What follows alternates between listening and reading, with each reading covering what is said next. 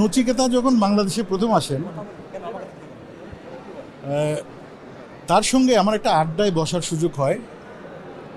তো আমিও গজল করছিলাম, সেও গজল করছিল। তো সে আমার গান শুনে বলে যে বাংলাদেশে এরকম শিল্পীও আছে, মানে ও অন্যজনকে বলছে। তাই আমি বললাম যে বাংলাদেশে আরও ভালো ভালো শিল্পী আছে।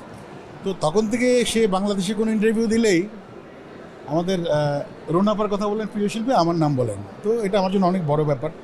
আমি আসলে অত আমি এখনও শিখছি। ওরকম অহংকার করার মধ্যে কিছু আমার মধ্যে নেই। নচিকেতা একজন লেজেন্ড। তার গানের যে কথা, গানের ধরন, জীবনমুখী গান, এটা কিন্তু আমাদের অনেক কিছু শেখায়। আর নচিকেতাকে আমি একটা চলচ্চিত্রের সঙ্গীত পরিচালক হিসেবে কাজ করেছি। সেখানে নচিকেতা কিন্তু আমার সুরে গান গিয়েছে।